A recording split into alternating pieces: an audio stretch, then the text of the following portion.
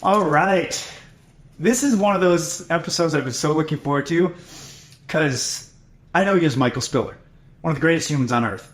The rest of the world knows you as this unbelievable director. I mean, from your classmate Hal Hartley, The Unbelievable Truth, you were destined to succeed because that was an award-winning film, right? You were like still in school as a classmate or something, you know, and then I love these stories about all these documentaries or Dr. Ruth and these indie films. And, you know, you could talk more about your hesitation to push from cinematography to directing, but you know, anybody that doesn't know you, I mean, the list just goes on and on. Sex and the City, Scrubs, and of course, we were all cheering when you got the Emmy for Modern Family, Halloween episode 2011. It was like, woo, I won. No, I didn't win, but I feel like I won because it's my friend Michael. You know, it was so cool. And then most recently, Firefly Lane, The Mighty Ducks, Ugly Betty in the past. I mean, it's really unbelievable to me. I mean, like, I think people that say, I want to get into Hollywood, if they did 10% of what you did, they'd probably be considered a roaring success, you know.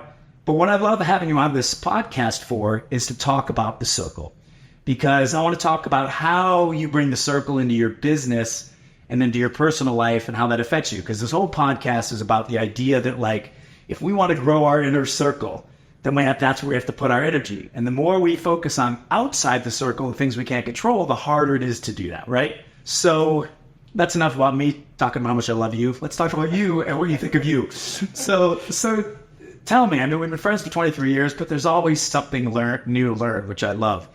Tell me, first of all, talk a little bit more, because the people that are listening and watching are probably like, damn, I've watched that guy's stuff. I love those shows. I didn't know that was him, or I do know that was him, and I love him. So talk more about your career and about you and what you've done and your family and how that's all come together. Well, there's a lot there.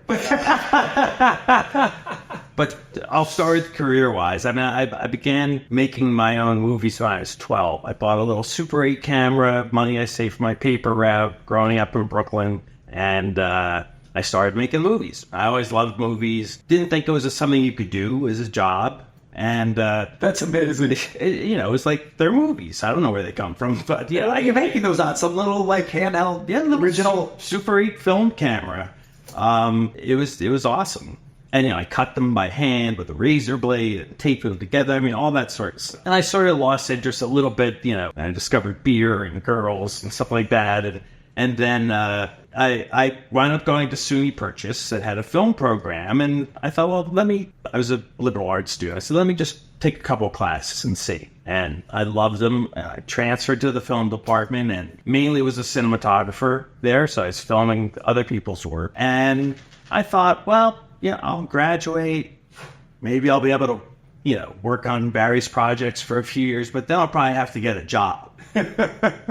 And I've never done anything else. Now, yeah, I've worked in many different capacities, working my way up to the crew, which I think served me not only in terms of experience, you know, getting to, you know, watch other people work, but just, you know, building a respect and understanding of each position, you know, each on-set position. So by the time I became a cinematographer, I really had such a deep respect for the team, and also people couldn't me. If I was like, I need a light over there, oh, it's going to take 3 hours. I'm like, that's going to take 45. Right. That's my story, right? I was always like, I got to be a chef first from an open restaurant. Same thing, right? I got to be able to go in the kitchen and go, here's what's up. Yeah. You know, and, you know, but you love that these are your people, and that, you know, the kind of almost like sideshow, like modern day Carney that makes up your average film crew. I love that. That's such a good way to say it. It could be a $10,000 independent short or a $100 million movie. It's like, these are people who love what they do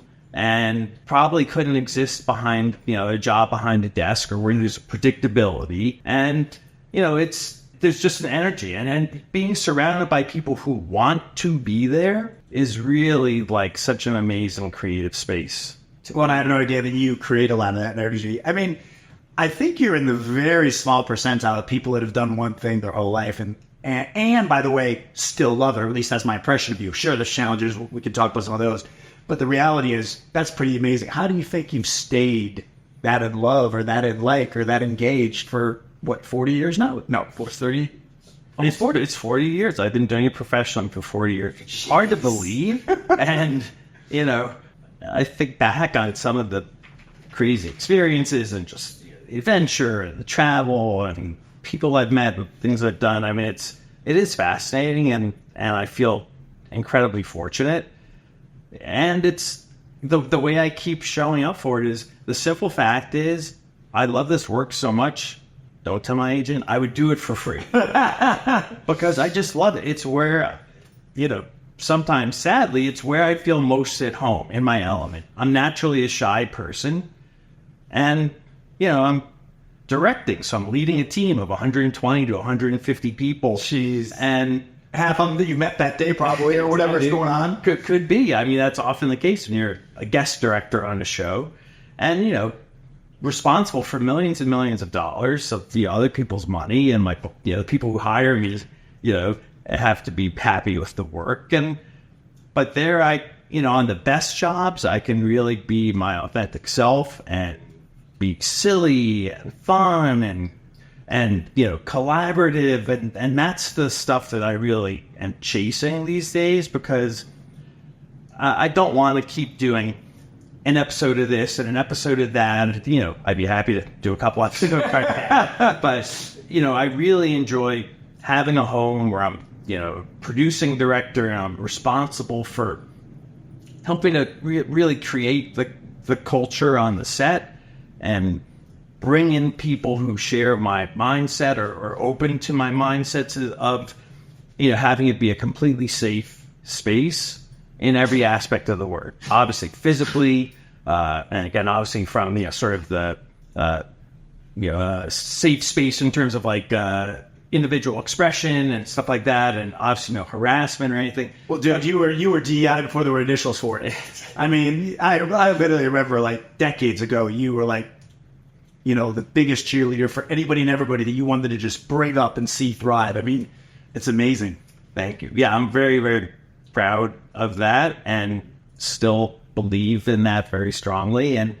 But just to finish that close the loop on what I was saying is that it's also safe creatively. So that, if you are coming on the show and you're a guest director, if you're censoring your ideas, you're keeping them to yourself, then I'm not getting the best out of you. And the same with everyone on the team. It's like if they know that they have permission, that if they've got a good idea, even if it's outside of their job description, and film crews are very compartmentalized. I was like, you're responsible for this narrow sliver, and you're going to do a great job at it. But sometimes you have an idea for the wardrobe department. Yeah, the creativity thoughts, and you're open to it. The boom person could be pitching a joke. It's like, I want to hear it, because when you keep it to yourself, it's gone. It's lost forever. And it could even turn into resentment when people are like, they should have friggin' listened to me. So it sounds like, no surprise, because that's why we love each other. We are alike in a lot of ways. But, as I progress in my real estate career and everything I do, more and more, it's like a reduction. I don't want to just do more. How much more can I do? I want to be really great at each thing I do. I want to be better for each client, better. It sounds like there's some of the same in there. You're really digging into like how do you create amazing stuff, not just more stuff. Exactly. That's totally part of it, because there are certain people who life's too short. I don't want to work with them. And, I wish them the best. I hope they evolve. But I don't want to work, like I'll quote my friend Bill Lawrence on this, created Scrubs, Ted Lasso.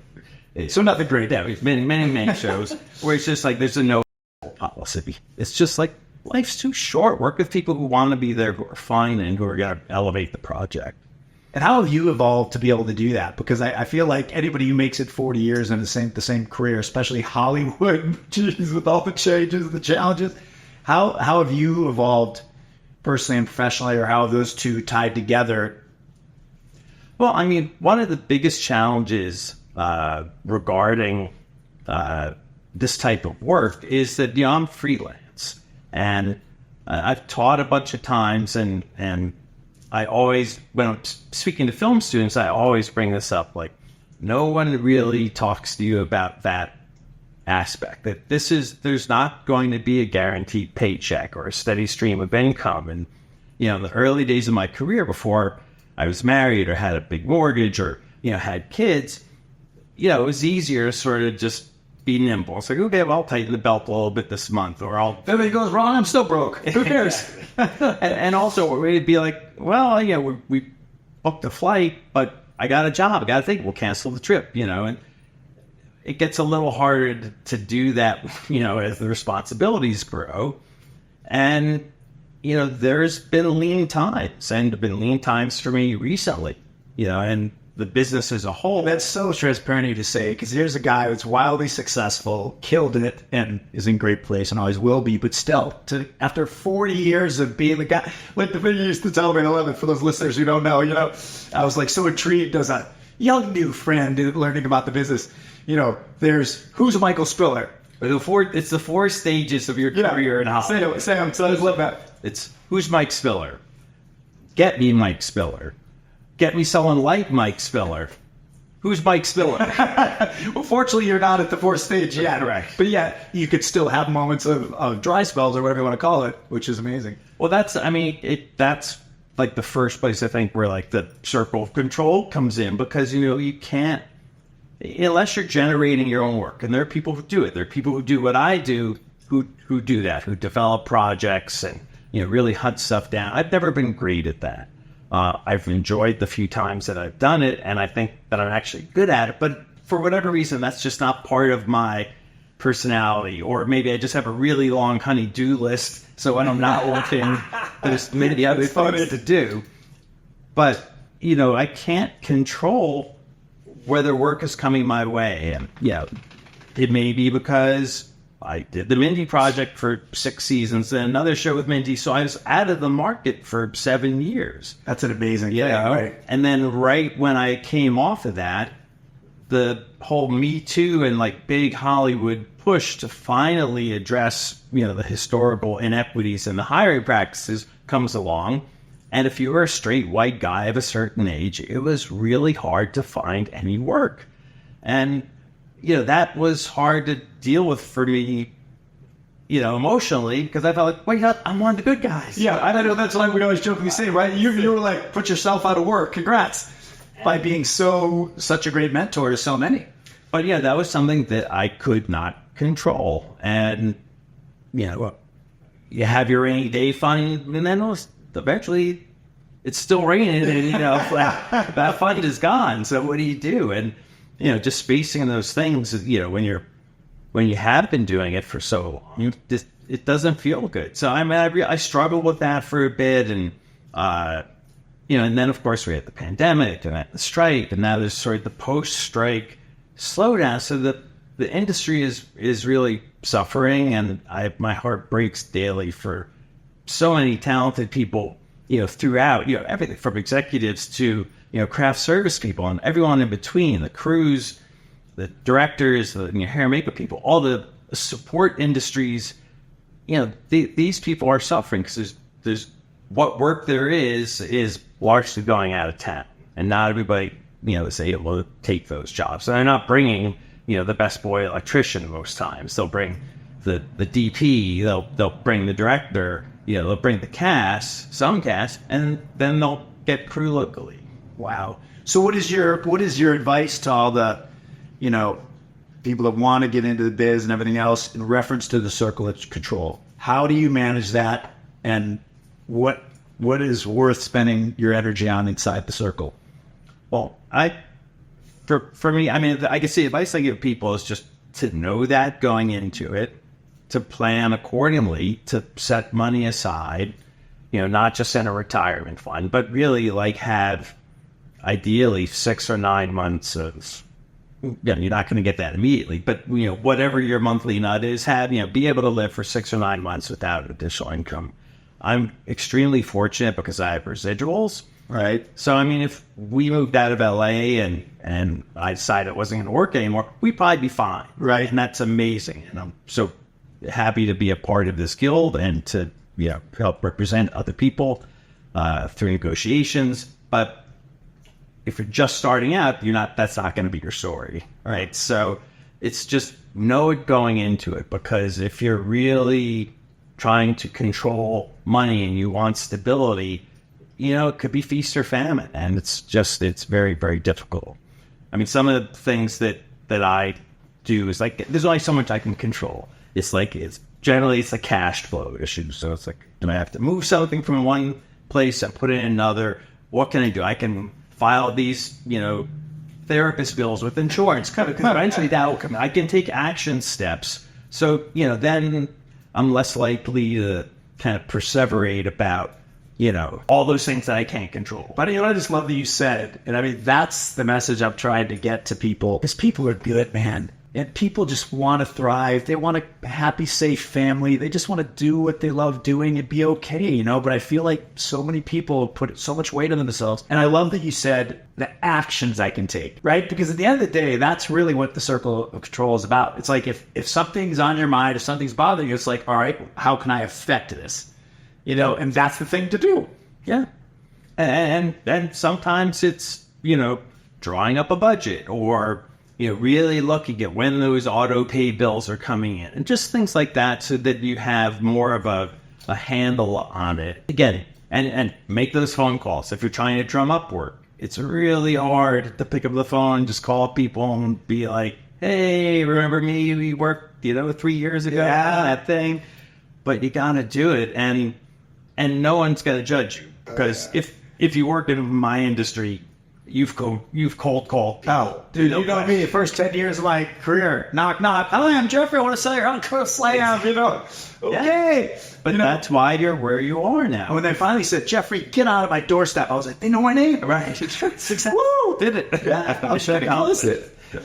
So you have you give and give and give so much. I'll never forget. You were probably at the peak of get me sold like Michael Spiller when I was going to go on the Food Network. And it was like you were retired because you dropped everything, came over with your camera, with all your skill and all your knowledge. You helped me produce my, reel, my demo reel. I'll never forget that, the Kitchen of Oscar. And, I'm just like, I tell people, and I mean this, there's only a couple people in anybody's world that they would go, here's my keys, here's my bank accounts, here's my family, I'll be back in a year. And when I got back, it would all be the same or better. That's who you are. But my question for you, this might be a little less, fun to talk about, but how much of all that do you think has come at the expense of Michael being taken care of? Well, I think that there's a fair amount of that because, I have, first of all, thank you for saying all those things. That is true. I appreciate hearing them, and I really do like to think that I love being of service to people. People I know and love like you and people that, I've just met and try and be respectful and kind and spread joy and love. Let's check. You got all that down. Right. So, and, sometimes that does come at the expense of myself. And, the trick, I think, or the stuff I'm learning because I'm still evolving. I'm still learning. I'm curious about stuff. I try to have a beginner's mindset about things and just be open and flexible and not have a rigid mindset. Yeah, and the 20-something years I've known you, I don't think I've ever heard you have, I need to learn this from you. We all do. I don't think I've ever heard you had an aggressively strong opinion about anything. You're smart and you're articulate and you're thoughtful, but you're always like, there's another side too. I never just see you there's no other way, this is how it is or should be or what I expect. Well, I find it interesting because there are certain things I feel so strongly about. And I'm also trying to find my voice, too, because that's part of just my own journey of... Yeah, maybe some of that's passive and not good, actually. Yeah, because, when I'm hired, and as far as, I'll see the snapshot in the professional space, but, when I'm hired not just for my hair or my, my skill... And personality, it's part largely the hair. Let's face it, but it's it's because my experience should empower a perspective and a voice and an opinion and stuff like that. And for many years, I would sort of if meeting with 5 or 6 of my peers and at the highest levels on the show, I'd be like, well, what are they thinking? And I kind of sign off on that. And interesting. I didn't necessarily trust my own reaction of my actual... Ironic that you're open to everybody's input, but you don't give yours all the time. Well, that's the thing. It just...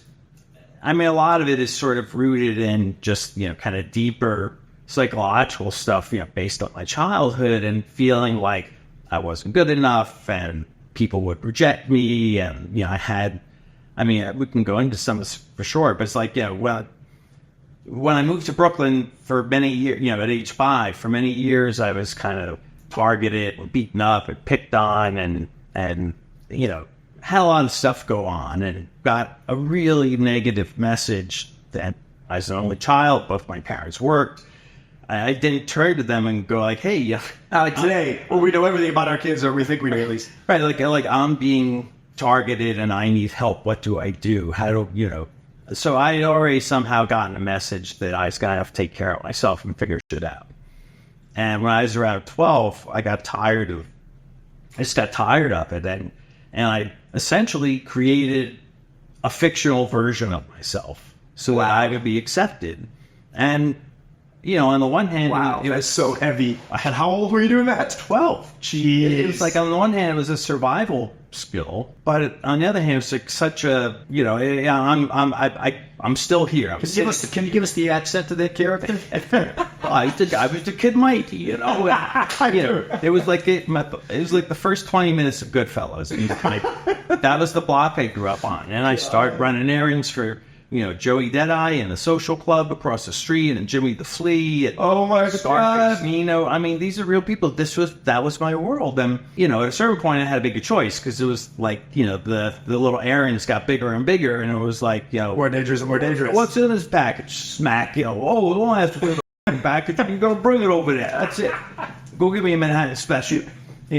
But it wasn't me. It wasn't who I really was. And that led me to kind of an internal conflict that it wound up expressing itself through alcohol, drugs, and kind of violence, vandalism, and self-hatred, mainly self-hatred of just like, I hate that.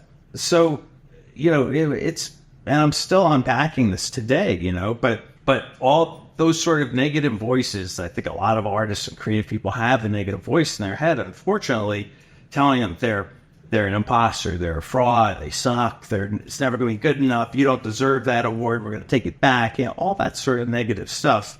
And, so when, fast forward back to that moment sitting around the table with 5 or 6 executives, or my creative peers, not trusting my instinct, my gut, my actual reaction, because what if I say it and it's unpopular and they're going to reject me?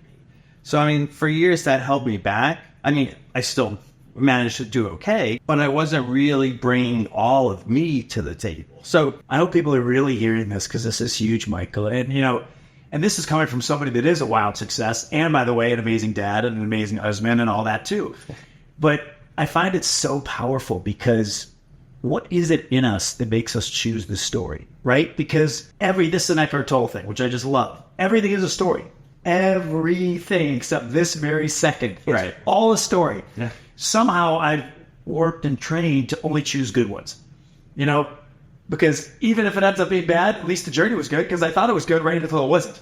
So how have you evolved in that, or have you, honestly, in your ability to tell better stories, if you're going to tell them at all? Well, I guess, the question is about the stories I tell myself, right? Exactly. Yeah. So, or in a lot of times other people, right? Because we share them and reinforce them. But I'm also a storyteller by profession. So right.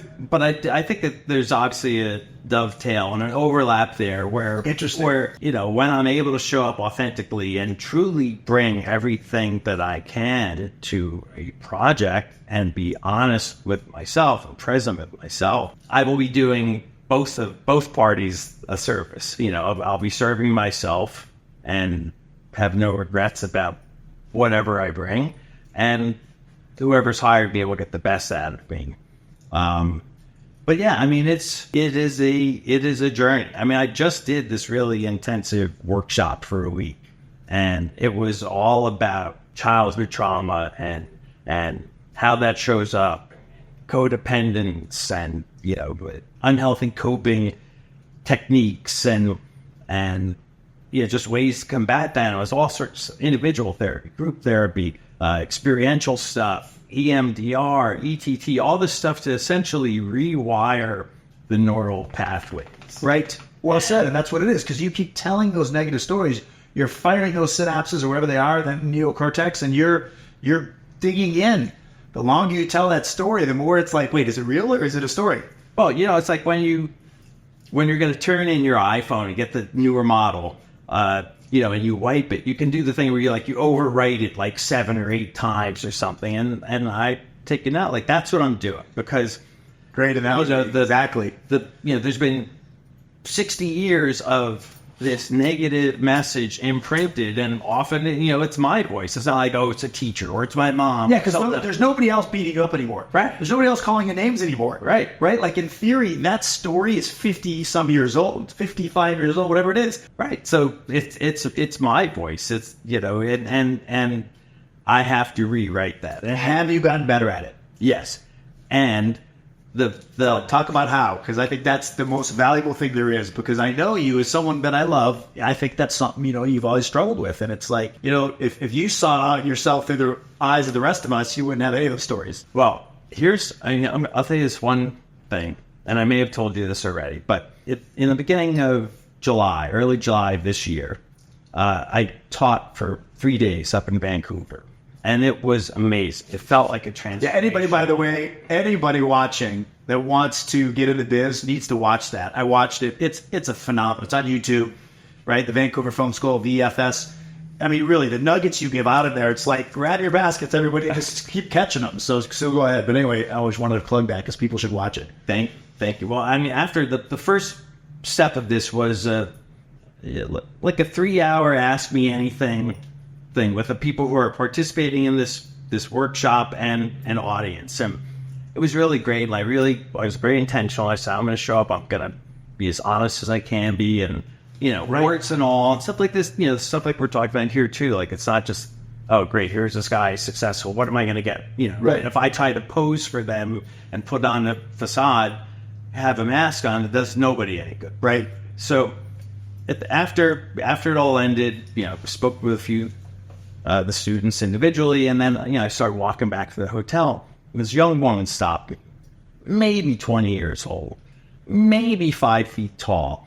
I mean, she was tiny, and she just she said Spiller, because everybody calls you Spiller. Yeah, well, that. So I turned around, and she said, hey, I want you to know that you've made a difference. You've really made a difference. Everything you do, and she started saying all these really complimentary things, and I'm being very gracious. I accept them, but it's almost like I'm made of Teflon, and the compliments are sliding off me. Yeah, you just keep the badge. Right, like that's Velcro. That's Velcro, right? Right. But so I'm being polite. I am definitely moved, but it's like she saw me in that moment in a way that very few people have, and she said, "No, you have to hear this. You have to see yourself. You have made a difference. Shows you have worked on have changed people's lives. Things you've been involved in has saved people's lives. You need to own that." And at this point, I mean, like, tears. I'm like, I'm getting teary. I mean, it's like, because you're right. She saw you. She's like, this Emmy Award-winning badass needs to understand he's good. He's worth it. And she would not let me off the hook. And I was just like, oh my God. I said, thank you so much. I'm going to carry this with me, because I'm going to need to hear that again. And then, she sort of turned and left. But that felt like the beginning of this journey that I then took. The same thread that pulled through that brought me to this trauma workshop, right? And while I'm in the middle of that, one morning I woke up and I was thinking about that encounter with her, and I was like, oh, was she even real? Yeah. Was she like a messenger or something? The angel sent to save you. Because it truly was like, that's part of my thing. Like, the things that will piss me off or like push historic buttons from my past are feeling unseen, feeling unheard.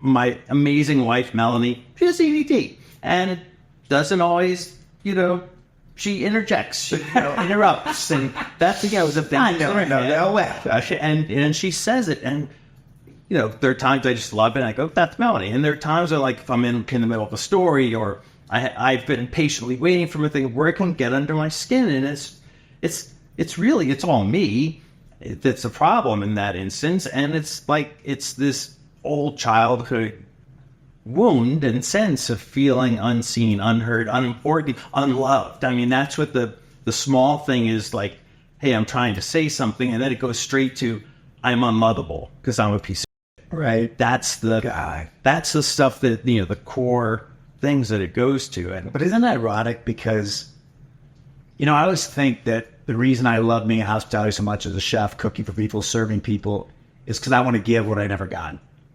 And I feel like how ironic that it seems like, please correct me or expand on this, you use storytelling as a way to give what you weren't getting. I mean, you make the world laugh. You have brought pieces of paper with typed words on it to life, to give, to bring joy, to allow people, right?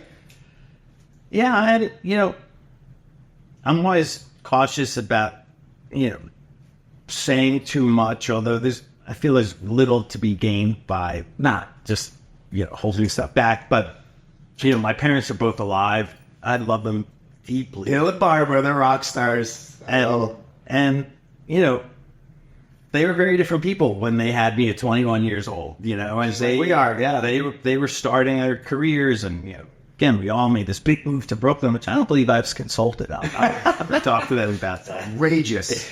But, we laughed. There was a lot of love as the only child, and there was neglect. There was both things, and there were things that happened to me that they were not a part of that I didn't share with them. So they couldn't know. And, being a parent too, it's like, it's very easy to, look at those things and then sort of transplant, my experience as a parent and go, oh shit, what was the mistakes we made.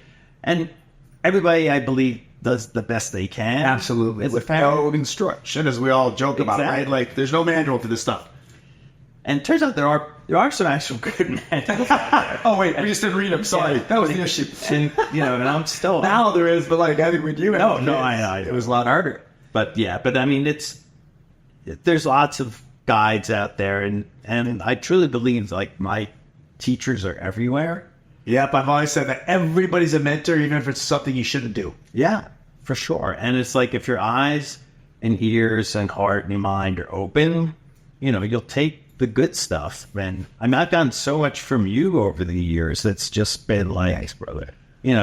You are like one of the best listeners I've ever known. Like, you really, we'll be talking for 20 minutes sometimes. I'm like, he's asking, how are the kids? It's like, and just your, the way you're so kind with every person you meet, so respectful, whether you're eating, tacos out of a tin, out of a hubcap in Mexico or something. Or, you're the listener, good memory. That was 20 years ago. Or, the person filling your glass in a 5-star restaurant, so where you'll probably get food poisoning, let's just say. Well, I've always said, it's like, all we have in this world is each other. Like, I give you all the money, all the cars, all the houses, everything in the whole world. It's yours. If you're the only person on earth, you fucking kill yourself. Yeah. Like, there is no value without this. I mean, we have to share it more than ever, too. In these political times and everything else, more than ever, it has got to be not, what do I think? I already know what I think. What do you think and why? Let me find the nugget in there that I could connect with you on and learn from. Because if I just spew what I know, I already know it. It doesn't help anybody, Oh, exactly. Just sort of, and again, I have done that around some things where I've, like this, like when raising kids, Melanie grew up with a very different kind of family. Her family had a lot of money. My family had no money. Then her family lost money. Then my family started, over years to have a little bit of money. And then I became successful. But like when it came to raising our kids, we had different approaches. And I, was very quick to say, like, no, your parents are nuts. So we're going to do it my way. I bet she react well with that. Yeah, it seems so loving and empathetic. But we eventually, I was like, well, kind of think of it, it's like there are certain things that maybe were, didn't have any real boundaries, never suffered consequences, that sort of thing. Yeah, but being hovered over and being ignored, they're kind of both the opposite ends of the spectrum bad. Yeah. So, we evolved a bit, but I mean, my way is not necessarily the right way. Yeah. And, as I've grown, both in terms of my relationship with my wife, my family, and my friends, and then in the professional space too.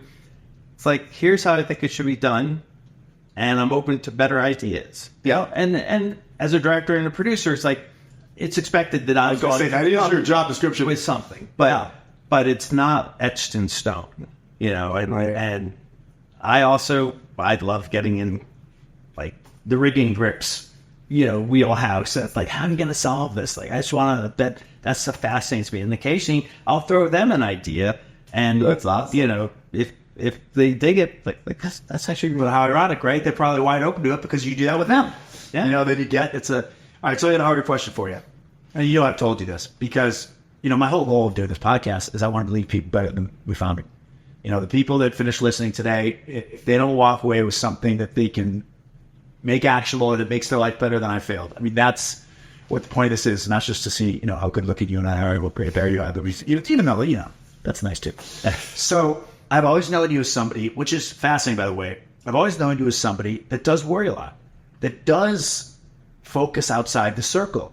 But what's fascinating to me, so I'm going to wrap this challenge in a blanket of compliments because it's true.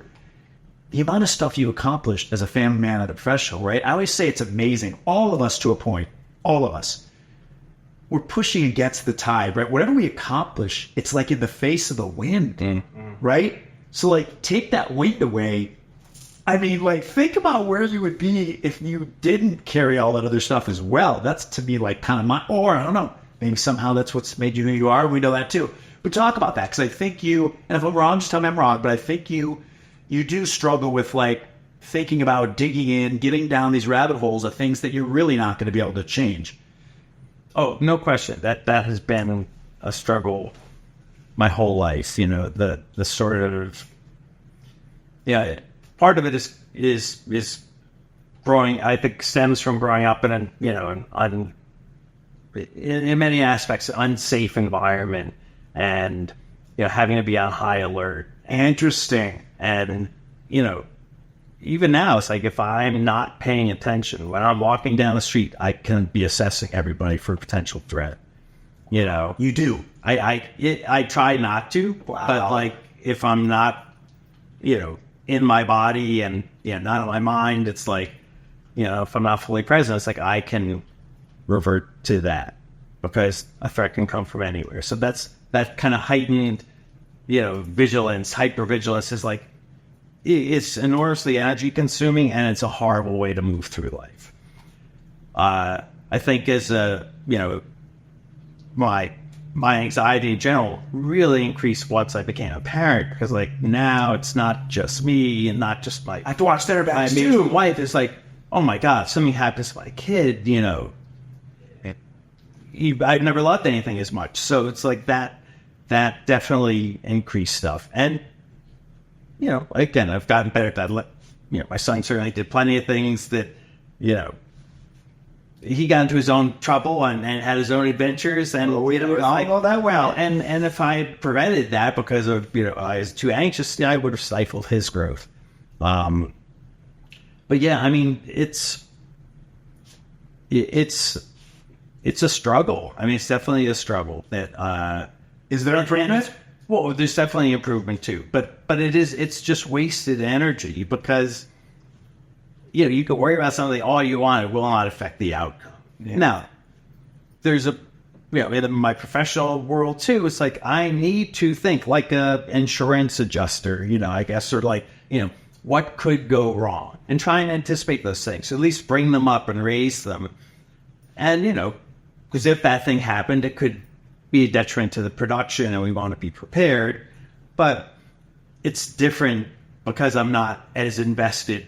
Personally, if I was doing the same sort of thing in my life, which I have done, particularly like 20 years ago or so, it keeps you up at night because you're like, oh my God, well this, could this happen? It's almost, it was probably OCD on some level too, just like thinking about these, sort of intrusive thoughts at night, trying to go to sleep, should be relaxed, whether it's about the next day's shoot or it's about, something going on with my kids or something going on with a relationship or just something going on politically, all this stuff that, again, some things are within my circle of control. My family, certainly I can, speak with my wife, talk to my therapist, talk to my friends, get other points of view and adapt.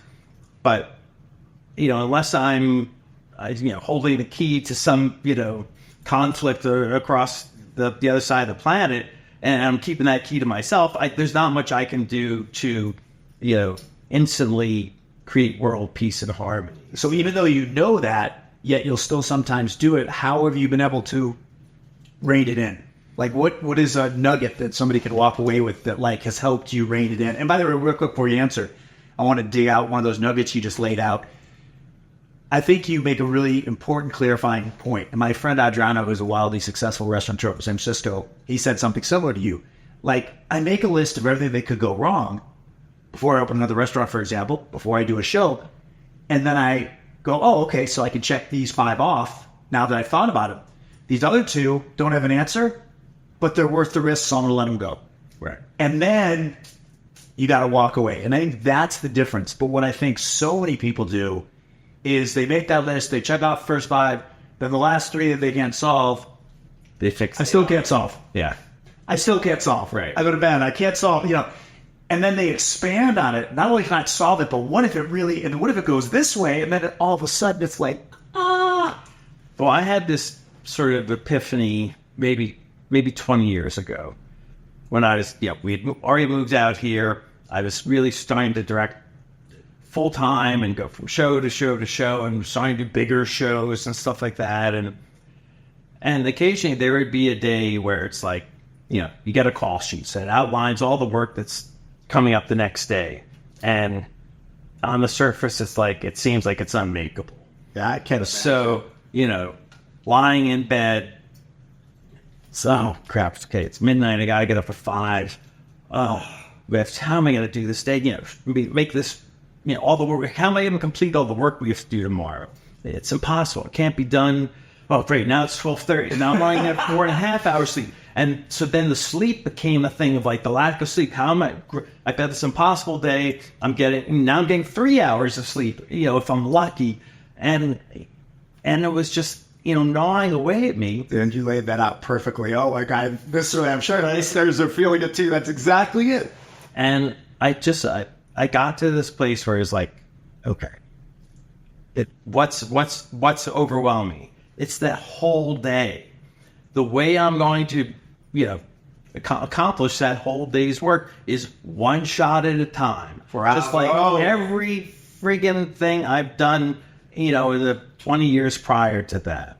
And, having that, so it's like, how do you eat an elephant? One bite at a time. How do you, and all the sort of stuff, 12 step, one day at a time. Right.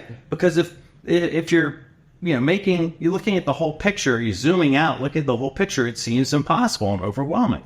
But I can do this. Yeah, I know. We could probably do that first shot in 20 minutes if we're lucky. So, and then we'll move forward. And if we don't make the day, the sun's still going to rise tomorrow. Bravo. And if you don't, it's out of your control at that point. So there's no. And that's really well said. Fixating on the sleep and all that. Now it's like, I still don't sleep a ton, but when I go to bed, I'm out like that. But I have to keep down. And by the way, he's also making cutting boards from scratch in his garage when he comes over for dinner as a gift. It's like, oh, where we find the time for that? Let's oh my God. So it sounds like the way you've helped yourself is by making the stuff that is in your control, like these call sheets, making it bite-sized.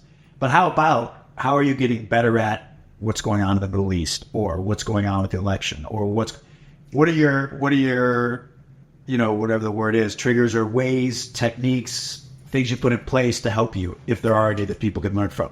I think it's about recognizing that it's happening and not, pain shopping or anxiety. Pain shopping. Ooh, I got a new one. I like that. Pain shop. I call them being an injustice collector. Pain shopping is even better. I love that. Well, it's like, that's if scrolling social media is making you feel less than, the people you're following, or it's making your blood boil about the state of politics, or it's just getting you into an agitated state, and you can't seem to stop doing it because that's how these apps are designed, to encourage you to stay there.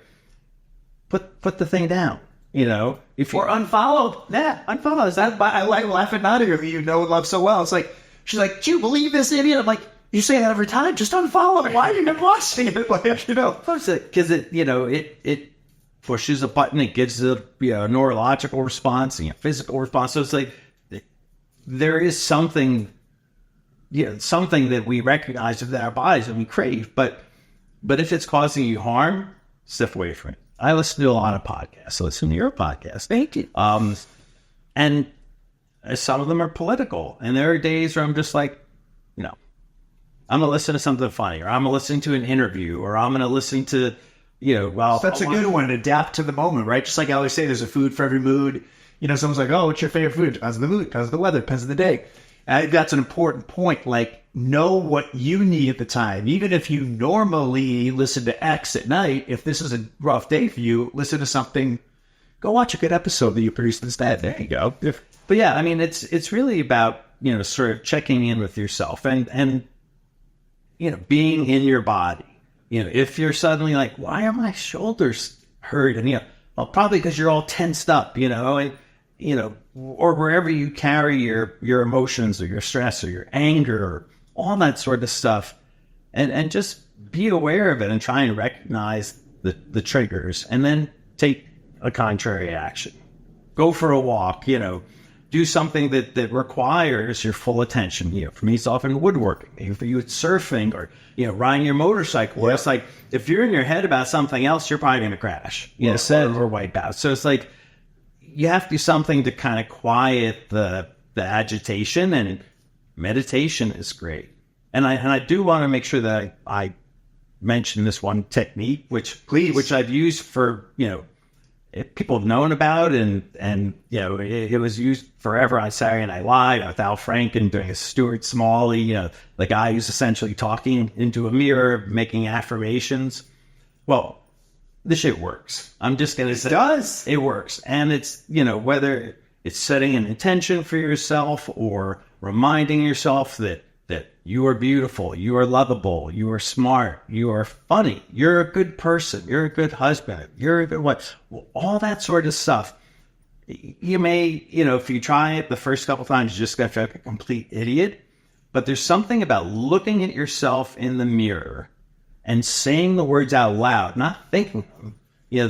There's a reflex within your body that's activated, the basal reflex activated by your voice coming out. So it's not the same as hearing it. It's not the same as writing it. Speak it out loud, look yourself in the eyes. And I mean, it's so simple and it seems so goofy, but I feel it when I do it. I'm doing it every day now since I did this workshop. So proud of you, dude. I've been doing that for 20 years and it's changed about 20%, but the 80%, the core is still there. And I 100% agree with you. I always say, be careful what you say because you'll hear it. Yeah. And we are programmable. Yeah. Every morning, the first thing I say to myself is, I love my life. It's going to be a great day. And sometimes I'll call myself out and be like, I'm not loving my life this minute. Or maybe, but just to say it and to have that intention, it's like you said, it sounds silly, but I hope listeners walk away with, if nothing else, besides watching all your shows, is that because it's true, and it really is the greatest example of storytelling. Like, tell that to yourself every day, and that's the way to start the day. Yeah, I love that. I love it. That is a storytelling, and it's But I like your voice too. I don't do that enough. I like what you just said. I read it every morning. I love my life. I'll say out loud, but that's a really good point. I'm going to even start doing that a little bit more is out loud, because I think you're right. Your voice triggers. You have to be more aware. I learned a new thing from Mo Gadot. It's a book called Unstressable. And he says, him and Alice, and forgive me for not remembering her last name, she's the co-author, but think of your brain as not you, like a separate entity, and say, go give me a better thought. Yeah, right. And I've been playing with that, and it works. It's weird. He says, exhaust your brain. Say, go ahead, what are you thinking? And he'll set a little time aside each day. What are you thinking? Oh, you're not good enough. This thing's not going to work out. Tell me more about that. Like, lean into it. I'm sure with all your therapy and things you've gone through, this stuff's probably not new to you. But I was like, that's brilliant. And he said, it's amazing. You'll see in a matter of minutes, your brain gets worn out. Yeah. And it just stops. Because you know, and then you can direct it. Give me a better thought, you know, and then you'll give yourself a better thought. I mean, it's as a director, there we go. Yeah. There's your next book, Directing the Brain. I love it. Yeah. And it also just like it again, it's a part of overriding the negativity. And, you know, for me, I always describe it like if I have a negative thought, that idea bounces around in my head and it starts getting distorted. You know, it's like, here's an example. Like I call you and left you a message and you don't call back. He's mad at me. I create a story. I'm a storyteller, so I could create a story around that. And then it's like, now I start rewinding the tape. What did I do? Oh, shit, we had dinner there a couple weeks ago. Did I say thank you? You know, and I'll start creating something and like building. So glad we're honest about that. Because we have had things like this in our life, you know, where it's like, you know, and it's like if I keep it in here, it's the story. Then like maybe I'll tell Melanie and she'll be like, what? Like, what are you talking about? It's Tuesday. He's got open houses today. It's like, you know, dude, it's not about you. Never. It's like there's that great saying. It's a little bit arrogant to always think it's about us, right? But there's that great saying, you know, when I was 20, I didn't care what people thought about me. Oh, no, sorry. I messed it up. When I was 20, I was worried about what everyone thought about me. When I was 40, I didn't care what anyone thought about me. When I was 60, I realized nobody's thinking about me. I'm going to use that one too. I love that. It's just like everybody's, you know, the star of their own show. And, you know, the things that we worry about, like, oh, shit, I saw I had mustard on my shirt. But if they saw it, they're already not thinking. And again, you know, the idea about you is you're the most transparent friend I've ever had. You're the most self-deprecating, but in a funny way. You know what I mean? So it's even ironic that you would have these things because, like, you're not, at least overtly, the person putting up the facade or trying to protect from or anything else. You know, it's very interesting. But I love that because it's, you know, one of the other quotes I heard that I loved, it was from what was his name, from Hannibal Lecter. The actor. Yeah. Oh, see, I'm terrible. Yeah. Anyway, we all know who he is, or everyone listening probably knows. But he said the greatest thing: it's none of my business what other people think about me. Anthony Hopkins. Yeah, thank you. It's not my business what other people think of me. You know, it really is. Yeah. If you just like live that way, it's not my business what other people think of me. You know, I've always said too, I'd rather have you not like me for who I am than like me for somebody else. Well, that was my struggle as a teenager, was that, yeah, I'm no longer getting my ass kicked. You know, I'm being held up at knife and gunpoint at 12 years old, but the person who's now accepted and everybody thinks is super popular, not me. Yeah. So it was a terrible, I don't recommend that for anyone. So I want to wrap it up with anything else that we haven't talked about. I mean, you and I could talk for hours. I love you with all my heart. So much good stuff here. But, you know, as you've directed so many other people to be amazing and bring their stories to life, what's your advice for people directing themselves as you've done? What is one of your biggest breakthroughs or anything you want to share that I haven't asked? Well, I mean, I think you're worth it. You know, you're worth doing the work. And, you know, I have lots of trappings of success and awards, you know, stuff like that. And it's like, but I still, there's room for growth and discovery and healing and, you know, just a greater depth to my life. And I'm worth it. And the people I love the most are worth it. And they deserve the best of you. Exactly. So that's by doing the work on myself, you know, I think I am bringing a fuller, more authentic, better version of myself to the people I love the most. And this is what I'm doing. So this is me. It's like I love it. I'm worth it. And this is me. I can't think of a better way to end. I love you, brother. Thank you so much. Brilliant. Brilliant.